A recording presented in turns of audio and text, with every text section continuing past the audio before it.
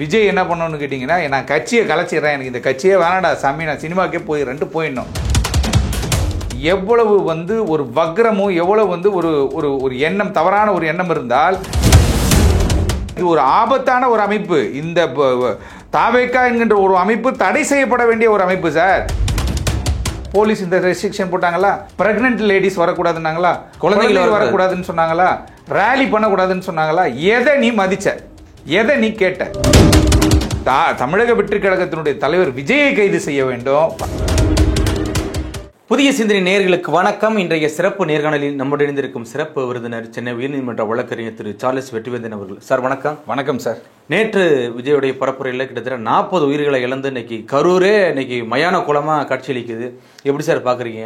அதாவது தொடர்ச்சியாக 13ஆம் தேதி அரியலூர், திருச்சி, அதுக்கப்புறம் 20ஆம் தேதி நாகப்பட்டினம், திருவாரூர், அது 3ஆம் கட்டமாக சனிக்கிழமை மட்டுமே தான் பிரச்சாரம் செய்வேன் என்று சொல்லி இவர் என்ன பண்ணுறாரு கிட்ட நீதிமன்றத்தில் போய் சிடிஆர் நிர்மல்குமார் என்ன பண்ணுறாரு, ஒரு மனு தாக்கல் பண்ணுறாரு.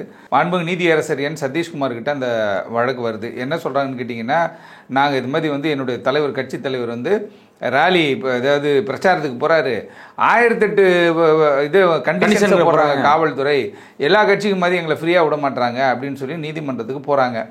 நீதிமன்றம் என்ன பண்ணுறாங்க அப்படின்னு கேட்டால், அப்போ இன்னும் அந்த வழக்கு முடிவு வரலன்னு வச்சுக்கோங்களேன், அது 16/10 போட்டிருக்காங்க கைட்லைன்ஸ் ஃப்ரேம் பண்ண சொல்லி. அப்போ நீதியரசர் பல்வேறு விஷயங்களை கேட்கிறாரு. அந்த 18ஆம் தேதி வந்த வழக்கு 24ஆம் தேதி ஒத்தி வைக்கப்பட்டது. அந்த 18ஆம் தேதி வந்த வழக்கில் அவர் தெளிவாக சொல்கிறாரு, பொது சொத்துக்களுக்கு டேமேஜ், அரசு தரப்பில் சொல்கிறாங்கல்ல, எங்கே இது கட்டுக்கடங்காத கூட்டம் வரைக்கும் உங்களை மெயின்டைன் பண்ண முடியல இப்படி அப்படின்னு பல விஷயங்களை அவங்க சொல்கிறாங்க. சொல்லும் பொழுது நீதிமன்றம் ஒரு விஷயத்தை சொல்கிறாங்க, பொது சொத்துக்கு ஏதாவது ஒரு பிரச்சனை ஏற்பட்டால் அதற்கு என்ன கேட்டால் அந்த கட்சி தலைவர் தான் பொறுப்பேற்க வேண்டும். அதுக்கு அவங்ககிட்ட என்ன பண்ணு கேட்டிங்கன்னா, வசூலி டெபாசிட் முன்னாடியே வாங்கணும் அப்படின்னா அதுக்கு ஏதோ ரூல்ஸ்லாம் கிடையாது. பல துறைகளை நம்ம கலந்து ஆலோசிக்க வேண்டி இருப்பதால் நாங்கள் 16/10க்குள்ளே ஒரு டெசிஷன் எடுக்கணும்னு சொல்லியிருக்காங்க நீதிமன்றம். அந்த வழக்கு நிலுவையில் இருக்குது.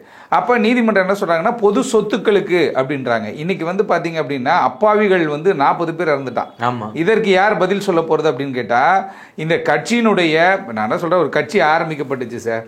13ஆம் தேதி ஒரு திருச்சியில் ஒரு இது பிரச்சாரம் நடத்துகிறாரு மரக்கடை பகுதியில். 9:30 மணிக்கு அங்கே பாயிண்ட் போடுறாங்கன்னு வச்சுக்கோங்களேன். 9:30 to 9:30 10:30 10:35 11:20 ஏதோ ஒரு டைம் போடுறாங்க சார். ஆனால் இவர் என்ன பண்ணுறாரு கேட்டிங்கன்னா, விமான நிலையத்திலேருந்து அந்த ஸ்பாட்டுக்கு வர்றதுக்கே 2:30-3 மணி ஆயிடுச்சு சார். இப்படி எந்த ஒரு இடமாக இருந்தாலும் அந்த இடத்துக்கு காலதாமதமாக போடுறது இவருடைய வழக்கமாக வச்சுருக்காரு. ஒன்று. ரெண்டாவது என்ன கேட்டிங்கன்னா, அங்கே பொதுமக்கள், கடை வைத்திருக்கிறவர்கள் எல்லாருக்குமே மிக இக்கட்டான சூழ்நிலை. ஒருத்தர் என்ன சொல்கிறாருன்னா, எங்கள் அப்பா இறந்து போயிட்டார், ஊர்லேருந்து வந்தேன், ஆனால் 5 மணி நேரமாக ஒரே இடத்துல நான் இருக்கேன் அப்படின்ற ஒரு வேதனை சொல்கிறார்.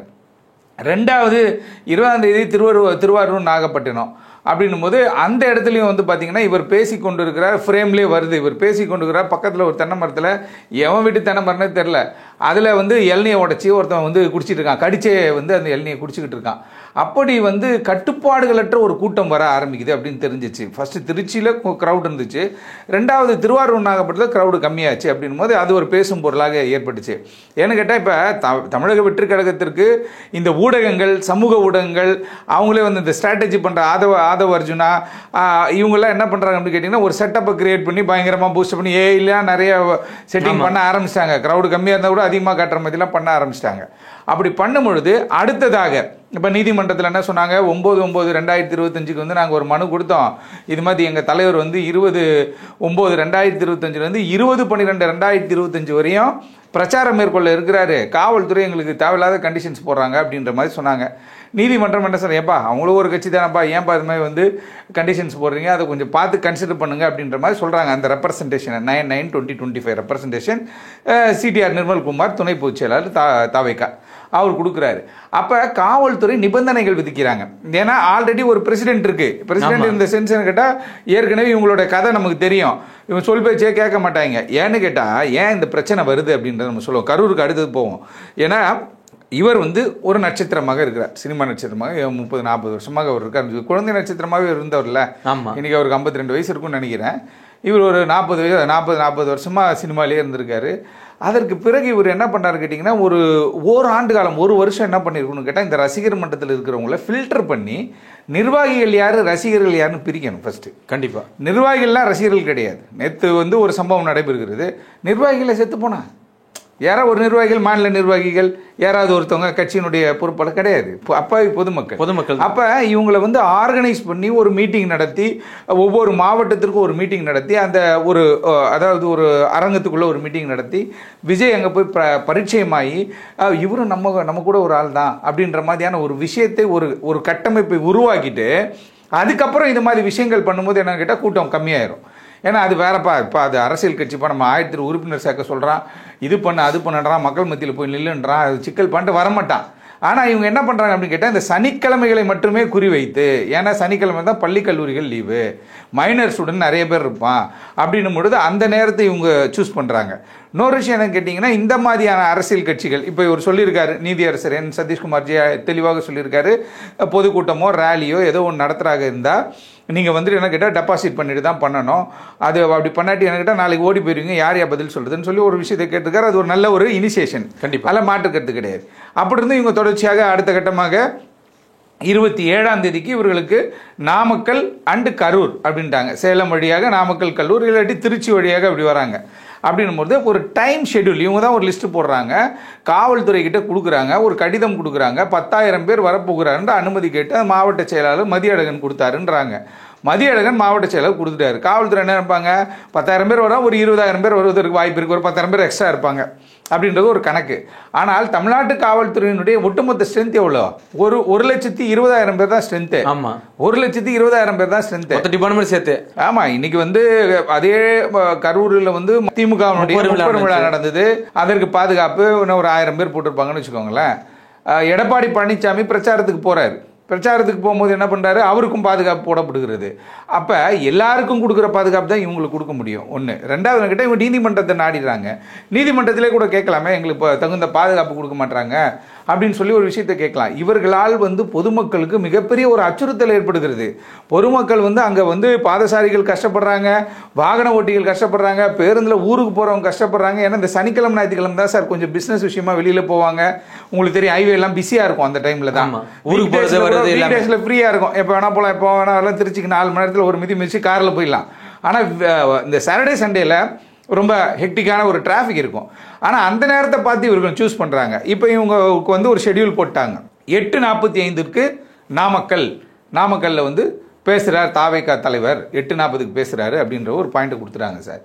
ஆனால் இந்த பிரச்சனை, இப்போ இந்த ஒரு ஸ்டாம்பீட், இந்த ஒரு நெருக்கடி சூழல் ஏற்பட்டதுக்கு காரணம் யாருன்னு கேட்டிங்கன்னா தாவேகா தலைவர் விஜய் என்பதில் மாற்றுக்கிறது கிடையாது. 8:50 அவர் பனையூரில் இருக்கார் சார்.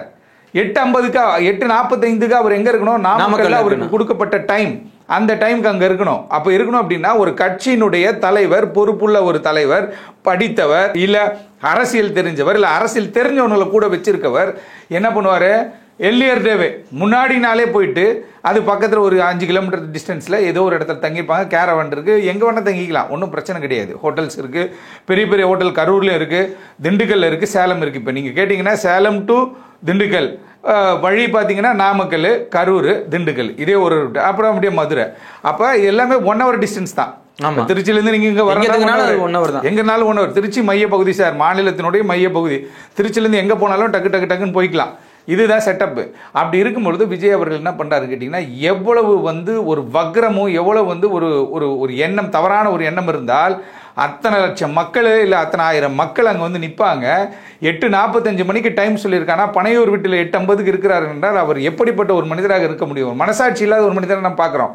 ஏன்னு கேட்டால் அதுக்கப்புறம் இவர் இங்கேருந்து அங்கே கிளம்பி போய் திருச்சி போயிட்டு ஏன்னா திருச்சிக்கு என்ன பஸ்ஸில் போக போகிறாரு என்ன, இல்லை பேசஞ்சர் விமானத்திலே போக போகிறாரு.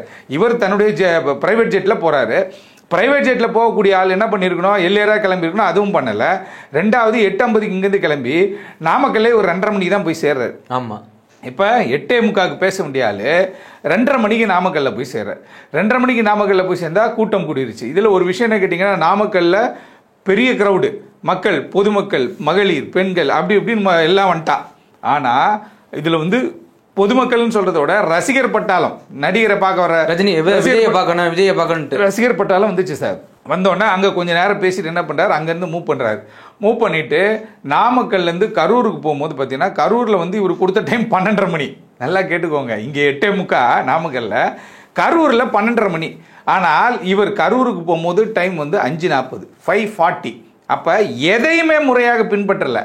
அதே போல் 5:40க்கு போகிறார், ஆனால் 7 மணிக்கு தான் அவர் பிரச்சாரத்தை துவக்குகிறார். அங்கே கூட்டம் கூட்டிச்சு. அப்போ இவங்களுடைய ஒரே ஒரு விஷயம் என்ன கேட்டால், திருச்சியில் வரும்போது கூட்டம் அதிகமாக வந்துச்சு சார். திருச்சி, அரியலூர் அந்த அந்த அந்த முதல் நாள் 13/9க்கு வந்தது. ரெண்டாவது வந்து 20/9 நாகப்பட்டினம், திருவாரூரில் பார்த்தீங்கன்னா க்ரௌடு கம்மியாயிடுச்சு கொஞ்சம். அப்புறம் வந்து புஷி ஆனந்த் இந்த மேல்மட்ட நிர்வாகிகள்லாம் இருக்காங்களே, அதெல்லாம் ப்ரெஷர் பண்ணி என்ன பண்ணுறாங்க, இந்த வாட்டி கரூர் வர செந்தில் பாலாஜி ஏரியா சும்மா விடக்கூடாது, டோட்டலாக க்ரௌடை காட்டணும், அப்படி இப்படின்னு போட்டு ஒரு ப்ரெஷரை கொடுத்தோன்னே மக்களை வந்து ஃபுல்லாக திரட்டி கூட்டு வந்துட்டாங்க. நிறைய இடத்துல உங்களுக்கு தெரியும் 300 ரூபா தரேன்னு சொல்லி கூட்டு வந்தாங்க, பிரச்சனை ஆச்சு. புரியுதா? இவங்க இப்பயே அதை பண்ண ஆரம்பிக்கிறாங்க. இவர்கள் ஊழலை பற்றி பேசுவாங்க, இவங்க வந்து மக்களுக்கான அரசியலை பேசுறேன்னு சொல்லி பேசுவாங்க. ஆனால் இவர்கள் மிகப்பெரிய ஊழல்வாதிகளாக இருக்காங்க.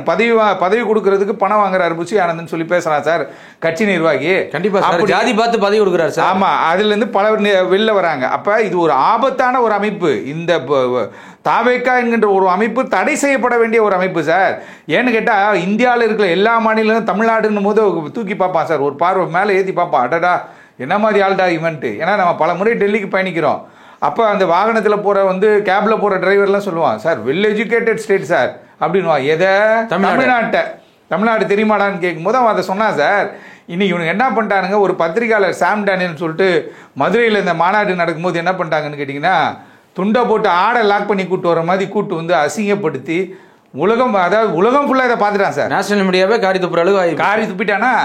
அப்பையும் கூட நிர்வாகிகள் என்ன பண்ணியிருக்கணும், ஒரு மிகப்பெரிய ஒரு அறிவிப்பு சொல்லி கட்சி துண்டு போட்டிருக்கவன் எந்த விதமான அசம்பாவிதத்திலும் ஈடுபடக்கூடாது, ஒயின் ஷாப் போகாத, பெண்களிடத்தில் வந்து சரியாக நடந்துக்கோ, பத்திரிகையாளர்களுக்கு மரியாதை கொடுக்கணும், பத்திரிகையாளர் முக்கியமான ஆள், அது வந்து கான்ஸ்டியூஷனுடைய ஒரு தூணு அப்படின்னு சொல்லி இவங்க என்ன பண்ணணும், டெமோக்ரஸினுடைய ஒரு தூணு அப்படின்னு சொல்லி இவங்க என்ன பண்ணணும், கிளாஸ் எடுத்துருக்கணும் சார். இவனுங்க அதை பண்ணலை. இவனுங்க அந்த கூட்டத்தை பார்த்தோன்னா பெருமை அடைச்சிட்டாங்க. தற்பெருமை எனக்குமே ஆபத்து. அதுதான் இன்னைக்கு கொண்டு வந்து விட்டுருக்கு. அப்போ இங்கே வந்து நீங்கள் 8:45க்கு வர வேண்டிய ஆள் நீங்கள் எப்போ வரீங்க?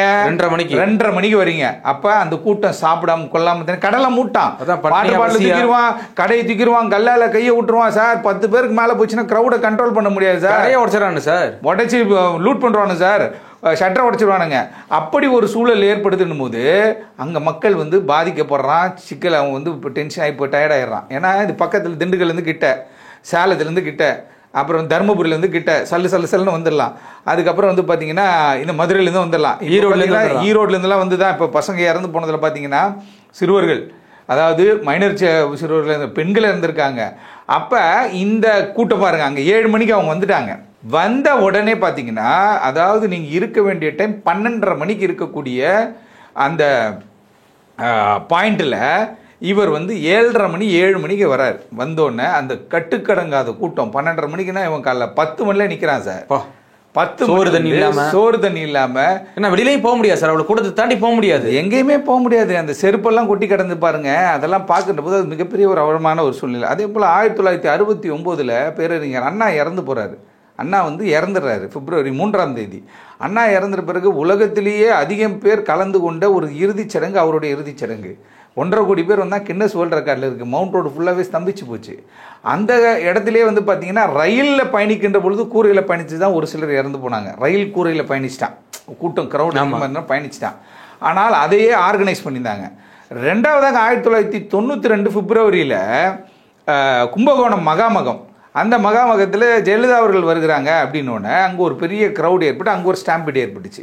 அங்கே ஒரு 50 பேர் செத்து போயிட்டான். அதற்கு பிறகு பார்த்தீங்க அப்படின்னா இதெல்லாம் வேற, ஏன்னா கோயிலுக்கு வந்தாங்க போனாங்க. ஆனால் அரசியலில் ஒரு நிகழ்ச்சியில் இந்தியாவிலே முதல் முறையாக இதுதான் நடந்திருக்கு.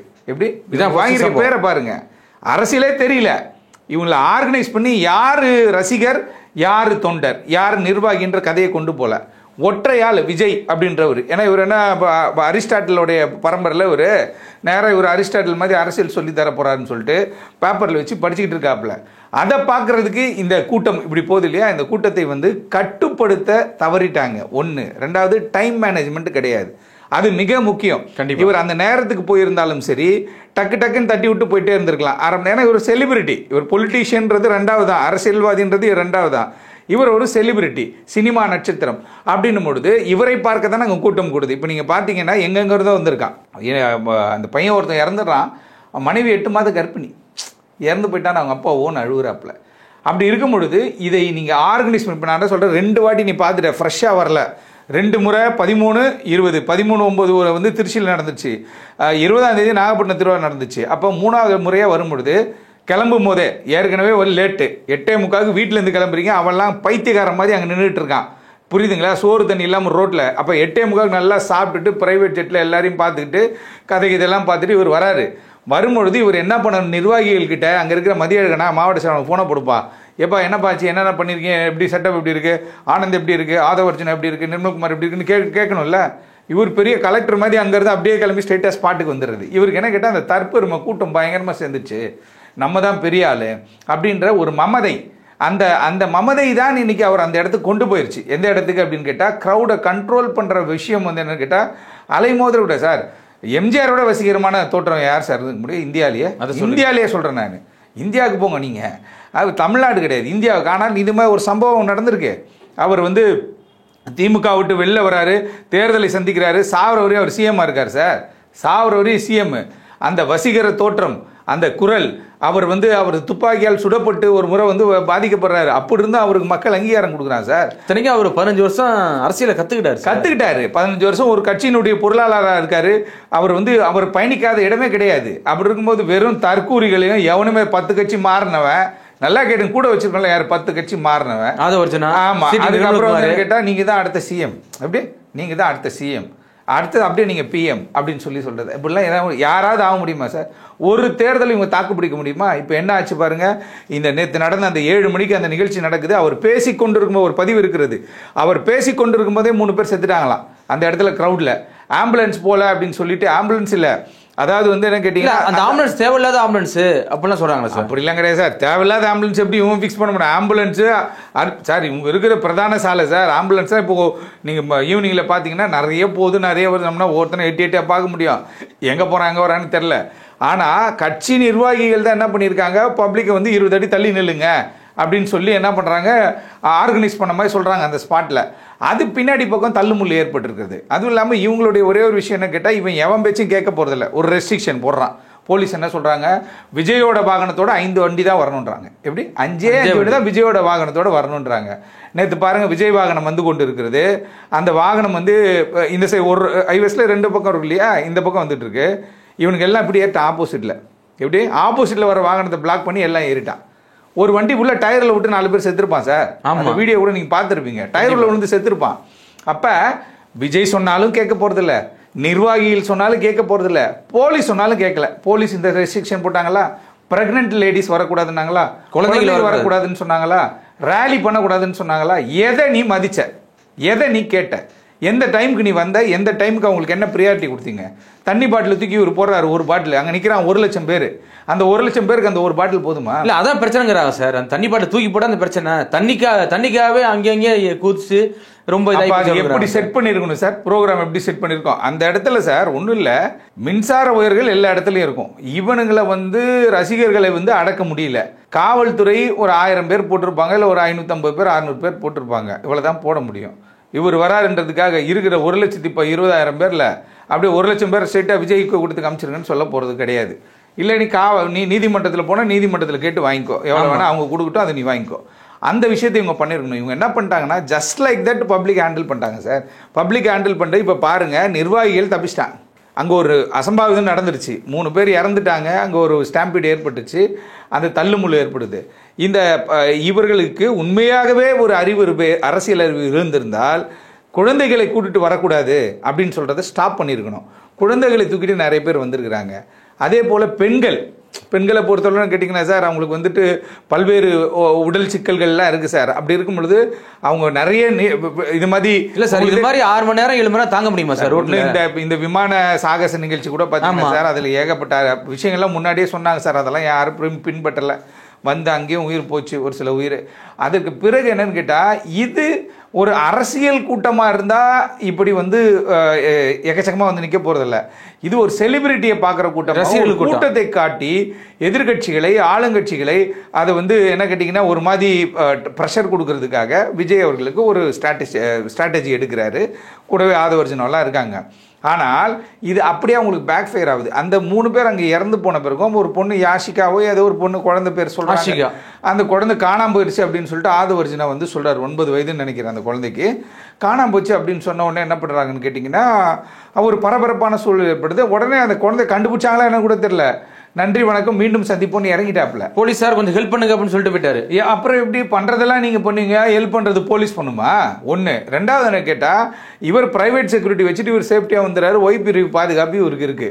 இவர் பாதுகாப்பா வந்துறாரு, வண்டியில் இறங்கிறாரு. அதில் ஆதவர்ஜனா, ஆனந்த், நிர்மல்குமார் மற்ற டீம் எல்லாம் உள்ள உட்காந்துக்குச்சு. உள்ளே உட்காந்து இவங்க சேஃபாக வெளில வந்துடுறாங்க. அப்போ இந்த சம்பவம் நடந்துருச்சு, அங்கே 3 பேர் வந்து உயிருக்கு போராடுறாங்கன்னு தெரிஞ்ச உடனே இந்த கூட்டம் கலையுது. வரும்போது 7 மணி நேரம் 6 மணி நேரம் ஆகுது. ஆனால் இந்த சம்பவம் நடந்துருச்சு அப்படின்னு சொல்லி ஏதோ ஒரு பிரச்சனை ஏற்பட்டுருச்சுன்னொன்னே 40 நிமிஷத்தில் வெளில வந்துட்டாராம். ஆமாம். அப்படின்னும் பொழுது இவரை எப்படி நீங்கள் ஒரு தலைவராக ஏற்றுக்கொள்ள முடியும்? நைட் இந்த சம்பவம் நடந்துச்சு சார். நடந்த பிறகு எல்லா அரசியல் கட்சியினர்களும் வந்து பயங்கரமாக வந்து டென்ஷன் ஆகுறாங்க. அன்பில் மகேஷ் போய் அவங்களே அழுகுறாரு. செந்தில் பாலாஜி மருத்துவமனை போய் தனியார் மருத்துவமனையெல்லாம் காசு வாங்கக்கூடாது அப்படின்னு நம்ம சொல்லிட்டாப்ல.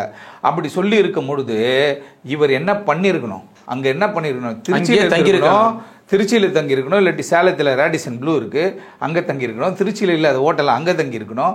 ஒரு 50 கிலோமீட்டர் 100 கிலோமீட்டர் தங்கியிருந்து என்ன ஆச்சு ஏதாச்சுன்னு பார்த்து அதை போய் பார்க்கணும்ல. நீ கடைசி வரையும் தொண்டர்கிட்ட நேராக போய் என்னன்னு கூட கேட்க முடியாத ஒரு தலைவர் இப்போ ஓடி வந்து, அதாவது 40 நிமிஷத்தில் அவர் வந்துடுறாரு. வீட்டுக்கு வந்துட்டார் சார். நைட்டு 12 மணிக்கு முன்னாடி 11:50 11:52 அவர் வந்துட்டார் சார். எங்கே பனையூர் வீட்டுக்கு சார். இல்லை எதுக்கு சார்? அதாவது மக்களுக்கு ஒரு இழப்பு ஏற்படுச்சுன்னா மக்கள் கூட இருக்கணும் சார். மக்கள் கூட இருக்கணும். நேற்று அதே போல் அவர் சென்னையில் வந்து இறங்கிட்ட பிறகு பார்த்தீங்கன்னா அங்கே செல்ஃபிலாம் எடுத்துக்கிட்டு இருக்காரு. நல்லா சந்தோஷமாக சிரிச்சுட்டு தான் வரார். அப்படி இருக்கும் பொழுது பத்திரிகையாளர்கள் கேட்குறாங்க அங்கே இது மாதிரி ஆயிடுச்சு அப்படின்னும் போது பதில் சொல்லலை. பத்திரிகையாளர்களை சந்திக்க திறனில்லாதவர்கள் எப்படி இவங்க வந்து ஒரு ஆட்சி அமைக்க முடியும்? நான் ஆட்சி அமைச்சிருவேன், நான் செஞ்சிருவேன் போயிடுவேன்னா கீழே இருக்கவன் சரியில்லையே. யார் இப்போ இவர் ஒரு டைம் ஃபிக்ஸ் பண்ணணும் இல்லையா? இவர் என்ன பேரறிஞர் அண்ணாவா என்ன? மாதமோ சித்திரை மணியோ பத்திரை உங்களை தழுவதோ நித்திரை மறக்காது எமக்கு எழுவியர் முத்திரைன்ட்டு போயிட்டாராம். 10 மணி ஆகிப்போச்சு, எலெக்ஷன் டைம் ஆகிப்போச்சு. திடீர்னு வராரு, க்ரௌடு ஒரு 4 மணி நேரம் 5 மணி நேரம் நிற்கிறான் அவருக்காக. அந்த காலத்து க்ரௌடு தெரியல, அங்கே டிக்கெட்டில் டீ சாப்பிட்டு தம்ம போட்டு வேர்களை சாப்பிட்டு ஜாலியாக இருப்பாங்க. அது மாதிரி இல்லையே இந்த கூட்டம். இந்த கூட்டத்திற்கு எதுவுமே தெரியல. அரசியல்னா என்னன்னு தெரியல, ஒரு அதிகாரினா என்னன்னு தெரியல. ஒரு காவல்துறை அதிகாரிகளை மதிக்க மாட்டாங்க. காவல்துறை ஒரு ரெஸ்ட்ரிக்ஷன் போட்டால் நீ போய் ரெஸ்ட்ரிக்ஷனை மாத்துற. காவல்துறை அதிகாரி ஒரு லொக்கேஷன் சொன்னால் நீ ஒரு லொக்கேஷனை சொல்ற.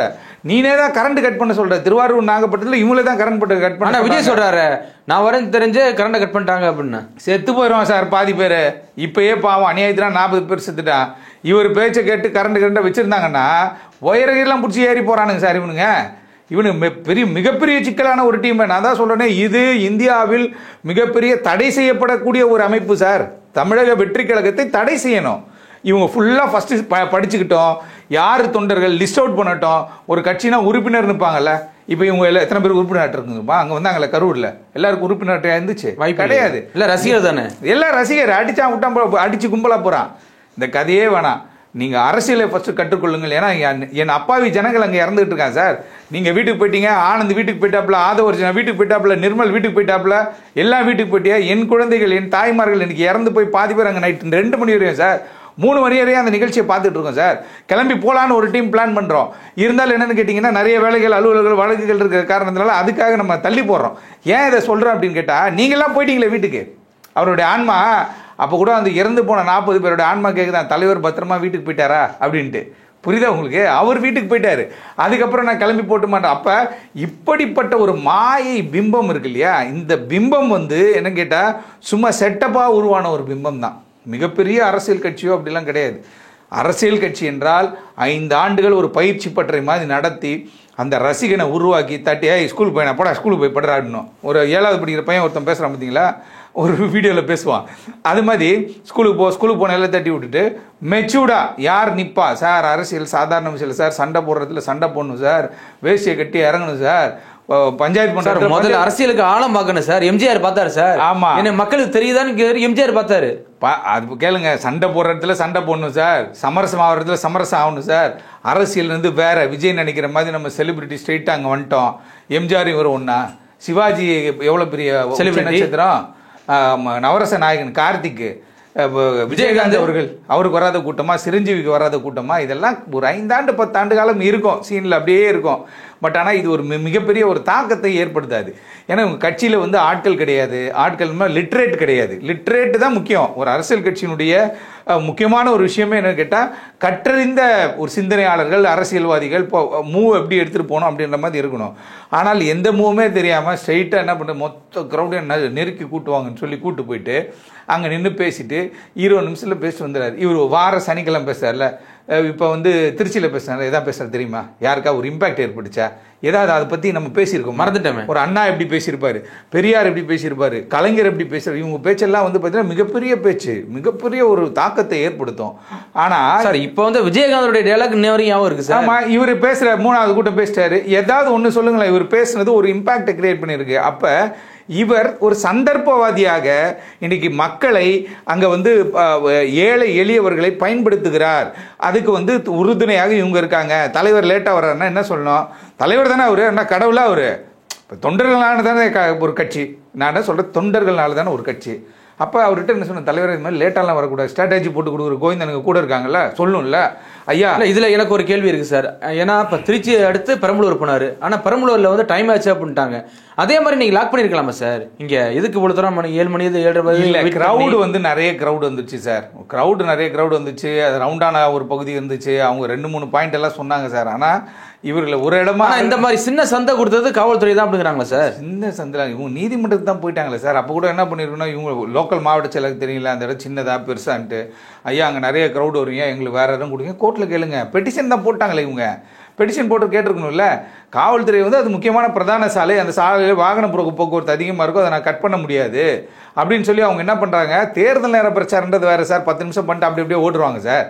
தேர்தல் நேரம் என்ன ஆகும், அவங்களுக்கு டைம் ரெஸ்ட்ரிக்டட் 10 o'clock, பிரச்சாரம் மட்டும் சல்லு எல்லாம் போயிடுவாங்க வெளியிலேருந்துலாம் வந்திருக்கும் போது. ஆனால் இது வந்து தேர்தல் நேரம் கிடையாது. இது இப்போ தேர்தலுக்கு இன்னும் டைம் இருக்குது. ஆமாம். இப்போ ஒரு பக்கம் பழனிசாமி பிரச்சாரம் பண்ணிட்டு இருக்காரு, ஒரு பக்கம் அன்புமணி ராமதாஸ் பிரச்சாரம் பண்ணுறாரு, ஒரு பக்கம் விஜய் அவர்கள் பிரச்சாரம் பண்ணுறாரு. அப்படி இருக்கும் பொழுது எல்லாருக்குமே காவல்துறை பாதுகாப்பு கொடுத்துட்டு தான் இருக்காங்க. அப்போ இவங்க கூட்டத்தை ஆர்கனைஸ் பண்ண வேண்டியது இவங்களோட வேலை தானே. யார் ஆர்கனைஸ் பண்ணுவா? உனக்கு தானே உங்கள் கட்சிக்காரன் யாருன்னு தெரியும். அப்போ இவங்கனாலே இவங்க கட்சிக்காரன் யாருன்னு ஐடென்டிஃபை பண்ண முடியல. கண்டிப்பாக, புரியுதா? குருட்டாம்போகத்தில் கூட்டம் வருது சார். போன திருவாரூர்லேயே நாகப்பட்டினத்துலேயே பார்த்தீங்கன்னா இந்திக்காரங்க வந்து செயின் எடுத்துட்டானுங்க. அந்த பஞ்சாயத்து தெரியல உங்களுக்கு, ஒரு அம்மா 4,000 செயின் விட்டுருச்சே, பட்டுன்னு செயின் எடுத்து அப்படியே கை மாற்றி விட்டான் சார். அதுக்கு ஒரு டீம் இருக்குது சார். அந்த ஆண்டியோட பொண்ணுக்கிட்ட இருந்து அந்த பையன், அவங்க பையன் வெளியூரில் இருக்கனால நீங்கள் போய் விஜயை பாருங்கண்ணா. ஏன்னா போனோன்னு அந்த அம்மா கூப்பிட்றப்பவாமா, உங்கள் பையன் ஊருக்கு போயிருக்காரா, நான் உங்களை பார்க்கணும், விஜயா பேச போகிறாரு. பைத்தியக்கார ஜனம் சார், கல்வி அறிவு இல்லாத ஜனம் சார். இவ்வளோ நாள் இவங்களுக்கு வந்து எல்லாத்தையும் சொல்லி கொடுத்து இவங்களை வளர்த்து இவங்களை எல்லாம் ரெடி பண்ணி விட்டா, இவங்க போய் கடைசியில் சினிமா நடிகர்கிட்ட பைத்தியக்காரத்தனம் போய் நின்னானா அதற்கான பிரதிபலன் இன்னைக்கு 40 பேர் செத்துருக்கான் சார். 20 லட்ச ரூபா நீ கொடுக்கலாம், செத்து போனவங்க இறந்து போனவங்களுக்கு 20 லட்ச ரூபாவும், அடிப்பட்டவர்களுக்கு 2 லட்ச ரூபா கொடுக்குறாரு. அரசு 10 லட்சம் கொடுக்குறேன்னு சொல்லியிருக்கு. பணம் இன்னைக்கு அந்த உயிர் வந்துருமா? நீங்க வீட்டுக்கு போயிட்டீங்கல்ல, நீங்க நாளைக்கு படம் நடிப்பீங்க, படத்தை உங்க குழந்தை குட்டிங்களை பார்ப்பீங்க, உங்களுடைய எல்லா வேலையும் வந்துட்டு பண்ணுவீங்க, அவங்க நிர்வாகிகள் பண்ணுவாங்க. ஆனால் இறந்து போனது அப்பாவி பொதுமக்கள். ஆகவே தமிழக வெற்றி கழகத்தினுடைய தலைவர் விஜயை கைது செய்ய வேண்டும். அவர் தான் சார் மேட்ரு. டைமுக்கு போயிருந்தா சார். அவர் மேல வழக்கு போடாம இப்ப புஷி ஆனந்த் மேலையும் சிடி நிர்மல்குமார் மேலையும் மதியன் மேலையும் அல்லு அர்ஜுன் ஒரு படத்தை புஷ்பா 2 பண்ணார் சார். அதுக்கு வந்து ஒரு ப்ரொமோஷன் போறாரு சார், அங்கே தெலுங்கானாலே போறாரு சார். அது ஃபேமஸான தேட்டர் சார். அந்த தேட்டரில் வந்து பார்த்தீங்கன்னா ஒரு மாற்றுத்திறனாளி ஒரு அம்மா, அவங்க வந்து ஒரு ஸ்டாம்பீடில் மாட்டிக்கிறாங்க சார். மாட்டிக்கிட்ட பிறகு அது அங்கே நடக்கும்போது அவர் அப்படியே பார்த்துட்டு அப்படியே போயிட்டாரு அப்படின்னு தான் குற்றச்சாட்டு. கைது செய்யப்பட்டார் சார். ஆமாம், புரியுதுங்களா? தேட்டருக்குள்ளே இண்டோரில் நடந்த மேட்டரை. அப்போ இது வந்து யாருடைய தலைமையின் கீழ் நடக்குது? உங்களுடைய தலைமை தான். நீங்கள் வரீங்கன்னு தானே சொல்கிறாங்க. அப்படின்னு நீங்கள் உங்களுக்காக தான் கூட்டம், அதான் உங்களுக்காக தான் நான் வந்தேன். அப்படின் போது என்னை வழிநடத்த தெரியாதவன் எப்படி சார் எனக்கு ஒரு தலைவன் ஆக முடியும்? நான் ஒருத்தனை தலைவன் எடுத்துக்கும் போது என்னோட பல மடங்கு அவன் வந்து புத்திசாலி தானே இருக்கும்ல. எப்படி அதை ஆர்கனைஸ் பண்ணணும்னு தெரியும்ல சார். உயிர் பலி ஏற்படலாமா? அது எவ்வளோ பெரிய தவறு இல்லையா? அந்த இடமே வேண்டாடான்னு சொல்லியிருக்கும்ல, நிகழ்ச்சியை கேன்சல். ஸோ அவ்வளோ க்ரௌட் வரும், எங்களுக்கு நீ இடம் கொடுத்த சரியில்லை அப்படின்னு சொல்லிட்டு போயிடணும்ல. இப்போ நொண்டிசாக்கு சொல்லக்கூடாதுல, டக்குன்னு போய் நீதிபதி வீட்டில் போய் சிபிஐக்கு மாற்றுங்கள், இதை மாற்றுங்கள்னா மாற்றுங்கள். இதை பற்றி ஒன்றும் பிரச்சனை இல்லை. ஒரு நபர் கமிஷன் அருணா ஜெகதீசன் அவர்களை வந்து தமிழ்நாடு அரசு நியமிச்சிருக்காங்க. புரியுதுங்களா? மக்கள் பார்த்துட்டு தானே சார் இருக்காங்க. பைத்தியகாரத்தனமாக கொடுக்குற ஒரு கூட்டம், unorganised crowd sir. Sir crowd is unorganised crowd sir. அந்த கிரௌடில் கட்சி நிர்வாகிக்கு அவன் யாருன்னு தெரியாது சார். கட்சிக்காரனா உங்களுக்கு தெரியும், ஒரு வட்ட செயலாளர்கிட்ட சொல்லுவாங்க, வட்ட செயலாளர் போய் 10 பேரை கூப்பிட்டுருவான், ஒரு வேன் வச்சுப்பான் சார். நல்ல கதையை கேளுங்க. வட்ட செயலாளர் 10 பேர் ஃபஸ்ட்டு மாநில நிர்வாகிகிட்ட தகவல் சொல்லுவாங்க. அவர் ஒரு மாவட்ட செயற்குழு வச்சு மாவட்ட செயலாளர்கிட்டலாம் ஒரு மேட்டர் சொல்லுவாங்க. மாவட்ட செயலர் என்ன பண்ணுவார், எல்லாம் கீழே இருக்க மாவட்ட பிரதிநிதி, ஒன்றிய செயலாளர், இப்படி அப்படின்னு சொல்லி கீழே இருக்காங்களே அவங்களெல்லாம் சொல்லி இப்படி ஒரு ஆள் ஒரு வண்டி, ஒரு ஆள் ஒரு வண்டி, இப்படி தான் சார் வருவாங்க. ஆனால் இங்கே வந்த கூட்டம் உங்களுக்காக வந்தது, உன்னுடைய வசீகர தோற்றத்தை பார்க்க வந்தது, நீங்கள் ஏதாவது பேச போகிறீங்களா பார்க்க வந்தது. இவர்கள் ரசிகர்கள். இந்த ரசிகர்கள் வேற, தொண்டர்கள் வேறன்றதை ஃபஸ்ட்டு நீங்கள் பிரிக்கவே இல்லை. பட்டுன்னு அப்படியே அரசியலுக்கு வரேன்னு சொல்லி வந்து இந்த கூட்டத்தை காட்டி மக்கள்கிட்ட வந்து மிக செல்வாக்காக இருக்கக்கூடிய ஒரு நபராக இவர் தன்னை சொல்லிக்கிட்டாரு. அது மாதிரி சொல்ல ஆரம்பிச்சிட்டார் கூட்டத்தில். 2 கூட்டங்களில் அவங்க செய்த தவறு. 3வது கூட்டத்தில் வந்து ஏதோ ஒரு விஷயம், நீங்கள் சொன்ன மாதிரி ஏதோ ஒரு இது லேக் ஏற்பட்டிருக்கு, இந்த இடம் பத்தலகத்தில்னா கேன்சல் பண்ணிட்டு வேற ஒரு இடம் வச்சிருக்கலாமே. இன்னொரு நாள் காவல்துறை சரியான பாதுகாப்பு தரல அப்படித்தானே அவர் தரப்பு கொடுத்தாரு. அவருடைய தரப்பு சொல்றதெல்லாம் வந்து லேம் எக்ஸ்கியூஸ் சார். காவல்துறை சைடே போகாதீங்க. யார் வந்தாலும் உங்களுக்கு தெரியுமா? ஃபர்ஸ்ட் யார் இருந்தா? ஒரு மாவட்ட செயலாளர் கேட்டா அவர் என்ன சொல்லுவார், எத்தனை பேர், 10 பேர் வண்டியில் வந்தால, மஹேந்திரா வண்டியில் வரான் 10 பேர் கேட்டானா, மணி வந்தா, ரமேஷ் வந்தா, சுரேஷ் வந்தா, கமல் வந்தா, விமல் வந்தான்னு சொல்லுவான்னு இதுல நீ யார சொல்லுவ? எந்த மாவட்ட செயலருக்கு என்ன தெரியும் சார்? 40 பேர்ல 5 பேர் போட்டுமே போஸ்டரு விஜய் வருகிறார், விஜய் வருகிறார், விஜய் வருகிறார்னு போட்டான். சினிமா நடிகர் வருகிறார்ன்ட்டு வண்டியை வச்சுட்டு வந்துட்டானுங்க. வீட்டில் கூட சொல்ல சார், பாதி பேர் வந்துட்டான் சார். இப்போ இது கவலைக்கிடமான ஒரு சூழல் இல்லையா? இந்தியாவிலே ஒரு மிகப்பெரிய அவப்பெயரை வாங்கி கொடுத்துருக்கீங்களே நீங்கள். இந்தியாவிலேயே நடக்காத வருஷம் பீகாரில் நடக்கலை சார், உத்தரப்பிரதேசில் நடக்கலை சார். நம்மள மாதிரி 3 மடங்கு மக்கள் தொகை வச்சுருக்கான் சார். அவங்ககிட்ட நடக்கலை சார். வேறு எந்த அதாவது கல்வியை பற்றி தெரியாதவர்களெல்லாம், அவங்களாம் ஒன்றுமே தெரியாது. அந்த பக்கம் இன்டீரியர்லாம் போயிட்டீங்கன்னா, பீகார், ஒடிசா, குஜராத் இந்த சைடெல்லாம் போயிட்டா ஒன்றும் கிடையாது, சும்மா பெருமைக்கு தான் பேசிப்பானுங்க. ஆனால் அங்கே நடக்காதுன்னு இங்கே நடத்தி காட்டிட்டீங்கல்ல. 30-40 பேர் இன்னைக்கு இறந்து போயிட்டாங்களே. இவர்களுடைய வாழ்வாதாரம், இவங்களோட குடும்பம் சார், ஒரே குடும்பத்தில் 3 பேர் செத்துட்டாங்கன்றாங்க சார். அப்போ அதற்கு பொறுப்பேற்று விஜய் என்ன பண்ணணும்னு கேட்டிங்கன்னா, நான் கட்சியை கலைச்சிடுறேன், எனக்கு இந்த கட்சியே வேணாடா சாமி, நான் சினிமாக்கே போயிடணும். 1. 2வது இல்லையா, காவல்துறை என்ன பண்ணணும், ஏற்கனவே 4 பிரிவில் வந்து வழக்கு போட்டிருக்காங்க. நிர்வாகிகள் மேலே, ஆனந்த் மேலே போட்டிருக்காங்க. ஜாமீன் வெளியே வராத. ஆமாம். ஏன்னு கேட்டிங்கன்னா, பொது அதிகாரி ஒருத்தர் சொல்கிறத கேட்கறது கிடையாது. அப்புறம் வந்து அரசுக்கு வந்து அச்சுறுத்தலை ஏற்படுத்துகிற மாதிரி சார், பொதுமக்களுக்கு வந்து ஒரு அச்சுறுத்தல். இப்போ என்னென்னு கேட்டிங்கன்னா, ஒரு கொலை நடக்கும் அப்படின்னு தெரிஞ்ச அந்த இடத்துல எல்லாத்தையும் ஆர்கனைஸ் பண்ணுறது, இப்படி இதெல்லாம் நிறைய விஷயங்கள் பண்ணி அவங்க என்ன பண்ணாங்க, 4-5 பிரிவில் போட்டிருக்காங்க. ஆகவே அந்த வழக்கில் விஜய் அவர்களையும் சேர்த்து அவர்களை கைது செய்யும் பொழுது தான் இது ஒரு பாடம் சார். இது வந்து இந்த மாநிலம் வந்து ஒரு கெத்தான மாநிலம் சார். அதை ஒரு வெத்தான மாநிலமாக இவங்க மாற்றிட்டு இருக்காங்க. தெரியல உங்களுக்கு? ரொம்ப கெத்தா. தமிழ்நாடுன்னு போது நம்ம பல்வேறு மாநிலங்களுக்கு போகிறோம் சார், அவ்வளோ ஒரு டியூ ரெஸ்பெக்ட் இருக்குது சார். ஆனால் இவர்கள் பண்ணுற இந்த தற்கூரித்தனத்தால் மரத்து மேலே ஏறுறது, தென்னை மரத்தில் ஏறுறது, என்ன அப்படி ஒரு மிகப்பெரிய மாபெரும் தலைவர் சாதிச்சிட்டாரு எனக்கு தெரியலையே. அவர் என்ன சாதிச்சிட்டாரு? அவர் இத்தனை ஆண்டுகள் முன்னுக்கு வரையும் அவர் குடும்பத்தோடு வெளியில் வந்து பேச முடியுதா? மனைவி, குழந்தைகள் எல்லாரையும் உட்கார வச்சுட்டு ஒரு பேட்டி கொடுக்க சொல்லுங்களேன். அரசியல் பற்றி பேச முடியலையே. உன்னுடைய குடும்பமே ஒன்றும் ஆர்கனைஸ் பண்ண முடியாத போது நீ இன்னைக்கு போய் மக்களை இத்தனை பேரை பாதிப்படைய செய்து இவ்வளோ பேர் இறந்து போகிறதுக்கான ஒரு சூழலை உருவாக்கிட்டீங்க. ஆக விஜயும் அந்த வழக்கில் சேர்க்க வேண்டும், விஜய் அவர்களையும் கைது செய்ய வேண்டும். அப்போ தான் நாளைக்கு இது ஒரு பாடமாகவும் தமிழ்நாட்டில் வந்துட்டு இது ஒரு தெளிவான மாநிலம்ன்றதை நம்ம நிரூபிக்கணும். முட்டாள்கள் மாநிலம்ன்றதை இவங்க பண்ணிக்கிட்டு இருக்காங்க. முட்டாள்கள் மாநிலம் இது அப்படின்றத விஜயோட கட்சி வெளியில் பறைசாற்றி கொண்டிருக்கிறது. கைது செய்யப்பட்டாலும் தான் இப்போ திமுக அரசு பண்ணுறாங்களோ இல்லையோ தெரில, இல்லை ஒரு டைரக்ஷன் வாங்கியாவது இதை வந்து கைது செய்யக்கூடிய ஒரு சூழல் ஏற்படும். அப்படி ஏற்பட்டால்தான் நாளைக்கு இன்னொருத்தன் கிளம்பி வரக்கூடாது. நாளைக்கு ஒருத்தன் கிளம்பி வந்து நான் செலிபிரிட்டி, நான் இது அதுன்ட்டு சார். அவங்க 15 வருஷம் நீங்கள் சொன்ன எம்ஜிஆர்லாம் 15 ஆண்டு காலம் மண்ணாலாம் படாத கஷ்டம் கிடையாது சார். கலைஞர் நம்ம இன்னைக்கு ஈஸியாக சொல்லிடுறோம், பல்வேறு விஷயங்களில் கலைஞர் இருக்கார் சார். எத்தனை ஆண்டு காலம் இந்த தமிழ்நாட்டில் எத்தனை எதிர்ப்புகள், எத்தனையோ விஷயம் கிடையாது. அந்த இண்டிவிஜுவாலிட்டின்னு ஒன்று இருக்குல்ல சார் அரசியலில்.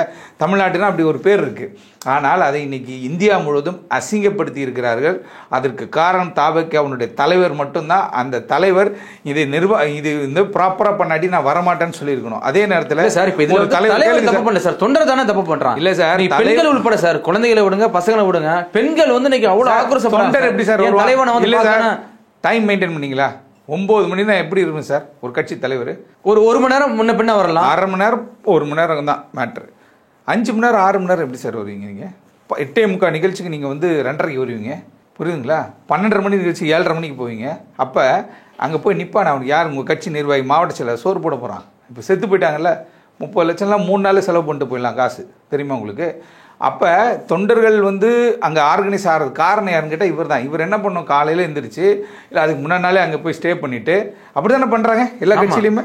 முன்னாடி நாளே தலைவர் அப்போ அதானே பண்ணாரு. அங்கே போய் அங்கே இருந்துட்டு எல்லாரையும் கூப்பிட்டு யார் மாவட்ட மதியழகன் வாங்க, என்ன பண்ணி வச்சிருக்கீங்க, ஆனந்த் என்ன பண்ணியிருக்கீங்க, ஓ இப்படி இருக்கா செட்டப்பு, போலீஸ் ஆஃபீஸர்கிட்ட போடுங்க சார், எப்படி சார் இருக்குது செக்யூரிட்டி பர்பஸ் அப்படின்னு சொல்லி இதெல்லாம் டிஸ்கஸ் பண்ணல சார். ஸ்ட்ரைட்டாக பூமியிலேருந்து அவர் அப்படியே வந்துடுவாரா? முடியாது சார். சார் கீழே விதைக்கப்பட்டு அந்த விதை கொஞ்சம் கொஞ்சமாக தான் சார் ஒரு ஒரு பெரிய மரமாக உருவாகும். ஆனால் இவர் செய்வது மிகப்பெரிய தவறு. கண்ணை கட்டி கொண்டு இவர் களத்தில் இறங்கி இருக்கிறார். இது என்னைக்குனாலும் மிகப்பெரிய சிக்கலை உருவாக்கும். நம்ம ஆரம்பத்திலே சொன்னோம், அந்த சிக்கலை 3வது பிரச்சார கூட்டத்திலே இவர் உருவாக்கி விட்டார். மிகப்பெரிய ஒரு அவப்பெயரை அவர் தமிழ்நாட்டுக்கு உருவாக்கி இருக்கிறார். ஆகவே விஜய் அவர்கள் அவருடைய தவறான வழிகாட்டுதலின்படி தான் இந்த பிரச்சார கூட்டம் நடைபெற்றது. அவருடைய தவறான வழிகாட்டுதலின்படி தான் நிர்வாகிகள் அதை ஆர்கனைஸ் பண்ணாங்க. அவருடைய தவறான வழிகாட்டுதல் படி தான் இன்னைக்கு 40 பேர் இறந்திருக்காங்க. ஆகவே அவர் கைது செய்யப்பட வேண்டும் சார். இல்லை இப்போ இந்த வழக்கில் அவர் கைது செய்யப்பட வாய்ப்பு இருக்கு அப்படி சார்? வாய்ப்பு இருக்குது சார். எவ்வளோ வேணாலும் ஆல்டர் பண்ணி உள்ளே கொண்டு போகலாம், அதை பற்றி பிரச்சனை இல்லை. ஏன்னா நீதிமன்றமே ஆல்ரெடி சொல்லியிருக்காங்க, பொது சொத்துக்களுக்கு இது பண்ணால் விஜய் அவருக்கு ஆர்டர் காப்பி என்கிட்ட இருக்குது, ரிட் பெட்டிஷன் கிரிமினல் வந்து அந்த ஆர்டர் காப்பி என்கிட்ட இருக்குது.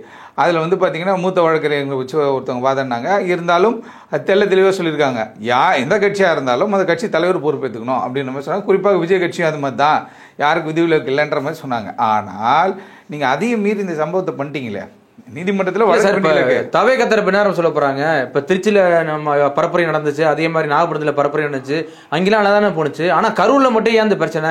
அன்னை கூட நாமக்கல்ல நல்லா தானே போனுச்சு, ஆனா அந்த கரூர்ல இந்த பிரச்சனை வந்துச்சு அப்படின்னு சொல்றாங்க சார். சார் கரூர் வந்து ஒரு மைய பகுதி சார், சுற்றி நிறைய கிராமங்கள் சார், பைக் எடுத்துட்டு அப்படி எடுத்துன்னு வந்துடுவான் சார். சும்மா ஒரு ஃபங்க்ஷன் மாதிரி எல்லாம் கிளம்பி வந்துட்டான் சார். திருச்சி அப்படி கிடையாது. திருச்சி தேசிய நெடுஞ்சாலையிலேயே இருக்க ஒரு மையமான பகுதி. அது வந்து எனக்கு கேட்டால் நிறைய வாகன போக்குவரத்து இருக்கும். ஆனால் கரூரை சுற்றி வாகன போக்குவரத்து கொஞ்சம் குறைவு. அப்படிங்கும்போது அங்கேருந்து கிராமத்துலேருந்து மக்கள் எல்லாமே வந்துடுவாங்க சார். யார் வந்தாலும் நீங்கள் பிளான் பண்ணல. இப்போ உங்களுக்கு வந்து ஹை ப்ரொஃபைல் செக்யூரிட்டி போட்டிங்க, அதே போல் ஒய் பிரிவு பாதுகாப்பு போட்டிங்க, பவுன்சர் போட்டிங்க, அப்போ உங்களுக்கு பாதுகாத்துக்கிறீங்க. உங்கள் கட்சி நிர்வாகம் உங்க கூட வண்டியில் வந்துடுறான், வேனில் பின்னாடி காரில் வந்துடுறான், என்னென்னவோ பண்ணிக்கிறான், சேஃப்டி ஆயிடுறான். ஆனால் வர்ற பொதுமக்கள் எப்படி வருவாங்க, எப்படி போவாங்க, இன்னும் எப்படி, அவுட் எப்படி, எக்ஸிட் எப்படி, இந்த பிளானை வந்து கரெக்டாக ஆர்கனைஸ் பண்ணி ஒரு பிளான் போட்டுருக்கும்ல. சரி இவ்வளோ க்ரௌடு வராங்க, இந்த க்ரௌடை எப்படி நம்ம வந்து ஆர்கனைஸ் பண்ணுறோம், சரி இல்லையா உடனே அந்த கன்சர்ன் போலீஸ்கிட்ட பேசி 25,000 பேர் எக்ஸ்ட்ரா வருவாங்க, நீங்கள் ஒரு 1000 பேர் போலீஸ் எக்ஸ்ட்ரா போடுங்க, இதெல்லாம் டிஸ்கஸ் பண்ணுமே சார். இவனுக்கு தான் எதையுமே பண்ணுறது இல்லையே, தலைவரான்னு போயிடுறது. அது எல்லாம் ஒரு தலைவர் தானே ஆர்கனைஸ் பண்ணோம். இல்லாட்டி யார் பொறுப்பாளராக நீங்கள் இதுக்கு போட்டிருக்கீங்க அவங்கள சொல்லுங்கள், அப்பா நான் பொறுப்பாளர் கிடையாது, அது நிர்மல் பார்த்துக்கிட்டாப்புல, இல்லை ஆதவ் பார்த்துட்டாப்புல அப்படின்னு ஏதோ ஒரு 4 பேரை காட்டி விடுங்க. எதுவுமே பண்ணலையே. அதாவது பெருமை, அப்புறம் வந்துட்டு அதுக்கான வரக்கூடிய வேல்யூ எல்லாத்தையும் நீங்கள் எடுத்துகிட்டு போயிருங்க. ஆனால் பாதிக்கப்பட்டு சாவடிக்கப்பட்டது யாருன்னு கேட்டால் பொதுமக்கள் தான்.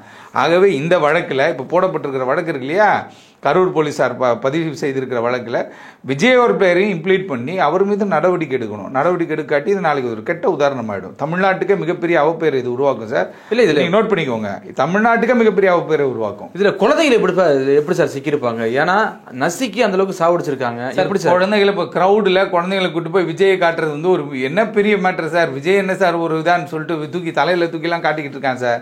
அப்படி காட்டும் பொழுது கூட்ட நெரிசலில் வந்து குழந்தைகளை தள்ளுமுள்ள ஏற்படும், குழந்தைங்க கீழே விழுந்து ஸ்டாம்பிட் ஆகி அவங்க வந்து இறந்து போயிருக்காங்க. இது வந்து ஏற்றுக்கொள்ள முடியாத ஒரு விஷயம். அந்த பெற்றோர்கள்லாம் மிக கவனமாக ஒரு விஷயம் தெரியணும். சினிமான்றது தேட்டரில் பார்த்தோமா வந்தோமா போனோமான் இருக்குன்னு பார்த்தீங்கன்னா நம்ம காசு கொடுத்து தான் போகிறோம்.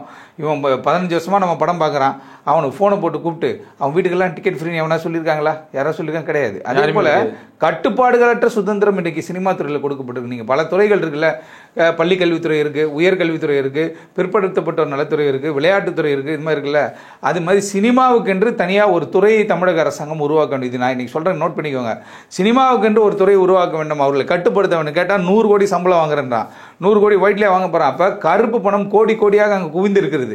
அந்த அப்படி குவிஞ்சதுனால தான் இன்னைக்கு ஒரு கட்சி தூக்கிட்டு வராரு. புரியுதா? தெரியுமா? 1.5 கோடி வரி ஏய்ப்பு தானே பண்ணி, வரி ஏய்ப்பு பண்ணி அது பிரச்சனை போய்கிட்டு இருக்கு. அவங்க இடி பேசிட்டு இருக்காங்க, வருமான வரித்துறை வந்து பேசிட்டு இருக்காங்க. ஆனா இதை நீங்க கட்டுப்படுத்த தவறுனால தான் அங்க இருந்து ஒருத்தர் கிளம்பி வராரு இப்போ புதுசா. புரியுதா உங்களுக்கு? நாளைக்கு அடுத்த 5 ஆண்டு அடுத்த 10 ஆண்டுல இது மாதிரி நடக்கும். அப்போ ஒரு துறை உருவாக்கி ஒரு படம் எடுக்கிறான்னா என்ன படம் எடுக்கிறான், எதுக்கு எடுக்கிறான், இவன் யார், இவன் வரலாறு என்ன, இது எல்லாத்தையும் தெரிஞ்சு ரெக்கார்டிக்கலாக இருக்கணும் சார். ரெக்கார்டே இல்லையே பாருங்களேன். நீங்கள் தமிழ் சினிமாவில் ரெக்கார்டிக்கலாகவே எதுவுமே கிடையாது சார். அவரை கேட்டால் அவர் சூப்பர் ஸ்டார் பாரு, அவர் அவ்வளோ சம்பாதிக்கிறார், அவர் அத்தனை கோடி பார் இத்தனை கோடி பாருன்னு சொல்லி எல்லாருமே 100 கோடி 150 கோடின்றா சார் கணக்கு சர்வசாதாரணமா கணக்கில் வர மாட்டேங்குது. ஆனால் வரலையே. அப்படின்னும் போது நீங்கள் என்ன ஒரு டிபார்ட்மெண்ட் வச்சு மத்திய அரசாங்கம் விஜிலண்ட்டாக இருக்காங்க, என்ன ஆய்வு பண்ணுறாங்க, என்ன வருமான வரித்துறை இருக்குது, என்ன இடி இருக்குது, ஒன்றுமே தெரியல. எல்லாமே ஒரு செட்டப். பாதிக்கப்படுறது மக்கள் தான். இன்றைக்கி எல்லாம் செத்து போயிட்டான், 40 பேர் செத்து போயிட்டான். ஏன்னா இப்போ யாராவது அரசியல்வாதிகளுக்கு இதை பற்றி கவலை இருக்க போகிறதா? அங்கே பாட்டு ஊழல்வாதிகள் இருக்கு, எவனை கவலைப்பட போகிறான்னா கிடையாது. பாதிக்கப்பட்ட நம்ம மட்டும்தான் பேசிட்டு கிடக்கணும் இந்த மூச்சு பிடிக்க. ஆகவே தாவேக்காவினுடைய இந்த கூட்டங்கள், பிரச்சார கூட்டங்கள், இனி வர ராணிப்பேட்டெல்லாம் போகிறேன்றாப்புல போன வாரம் ரத்து செய்தாங்க. இனிமேல் வரக்கூடிய நிகழ்ச்சிகளை ரத்து செய்யணும். ஃபஸ்ட்டு கட்சி எது, தொண்டர்கள் யார், ரசிகர்கள் யாருன்றதை முடிவு பண்ணட்டும்.